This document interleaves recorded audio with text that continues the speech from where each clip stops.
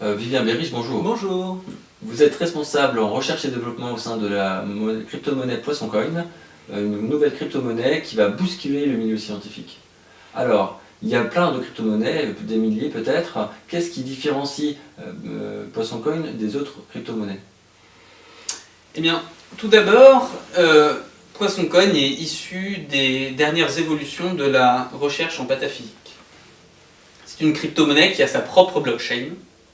C'est pas un vulgaire token ERC20. C'est une blockchain qui est centralisée, qui est basée sur un format ouvert, le format CSV. Et surtout, et c'est là que la crypto-monnaie est novatrice, c'est qu'elle implémente un nouveau protocole cryptographique qui s'appelle le ROT29. Vous lancez la prévente du PoissonCoin le 1er avril. C'est selon la formule mathématique de Simon Poisson. C'est original. Pourquoi? Alors, il y a plusieurs raisons à ça. Tout d'abord, en mathématiques, la loi de Simon Poisson est une loi de type exponentiel. C'est-à-dire que plus les gens achètent tôt, plus la monnaie gagne artificiellement de la valeur. Le but étant que les gens achètent vite et sans réfléchir. En stratégie marketing, on appelle ça créer une FOMO. La deuxième raison à ça, c'est qu'on est parti d'un constat. Dans le monde réel, les 1% les plus riches possèdent 50% de la richesse mondiale. Le Bitcoin à côté, il ne fait pas le figure. 30% de la masse monétaire est possédée par les 1% les plus riches. Voilà. Donc, le but est, avec PoissonCoin, est de, au minimum, rattraper le retard du Bitcoin et voire éventuellement favoriser un peu la condition des plus riches. Ah, donc c'est une monnaie plus inégalitaire que le Bitcoin, qui concentre encore plus les capitaux. C'est ça que vous êtes en train de dire?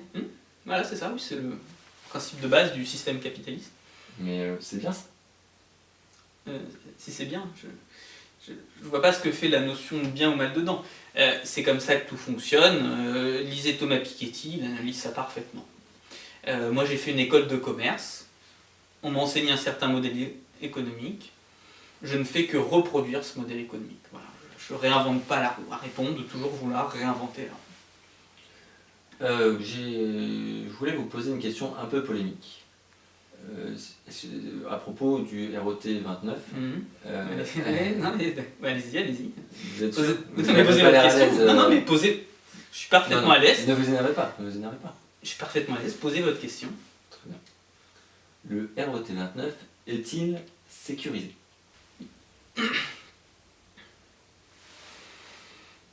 Je vais vous répondre. Mais avant, permettez-moi de vous dire quelque chose. Le RSA. Je ne parle pas du truc pour les pauvres, hein, je parle du principal procédé cryptographique utilisé sur les réseaux. Le RSA fonde sa sécurité sur la factorisation des nombres semi-premiers. Beaucoup de développeurs l'utilisent, mais il y a peu de développeurs qui le savent. Bon.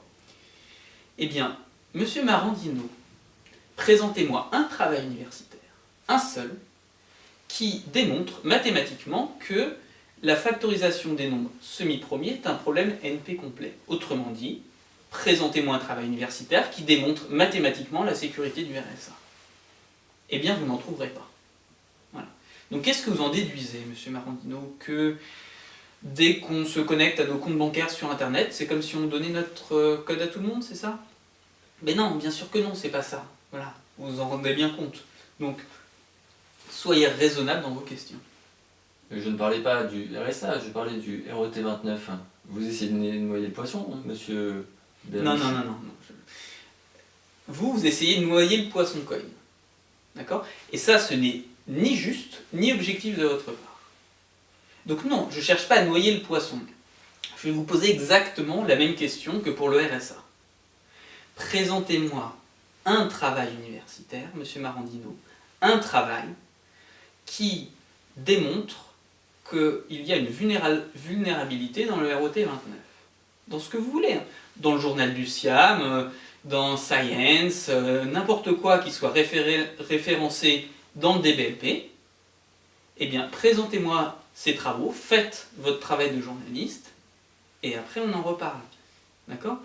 Si vous me dites, le jour où il y a un ordinateur quantique, est-ce que le ROT29 est menacé ? Mais bien sûr, d'accord ? Sauf que le jour où il y a un ordinateur quantique, c'est la fin du RSA, c'est la fin des courbes elliptiques, c'est la mort des crypto-monnaies. Sauf qu'on n'en est pas là. Voilà. Donc, aucun outil pour attaquer le ROT29. C'est ce que vous dites. Écoutez, vous pouvez tout à fait élaborer une théorie sur des mathématiciens reptiliens de la NSA qui développent des outils extraordinaires inconnus du grand public, et je serai dans l'incapacité de vous répondre. D'accord ? Mais ça, c'est du complotisme. C'est du complotisme. Moi, je suis dans la réalité des choses. La réalité, c'est quoi ? C'est Kali Linux. Kali Linux, c'est la distribution préférée des hackers en herbe. Eh bien, faites une recherche sur les packages de Kali Linux, allez-y, prenez votre smartphone, faites-les, faites une recherche sur l'ensemble des packages de Kali Linux, vous verrez qu'il n'y a aucun outil qui attaque le ROT29. Voilà, aucun. Vivien Bierich, merci d'avoir répondu à toutes nos questions et je vous souhaite bon vent. Merci, bonne journée à vous.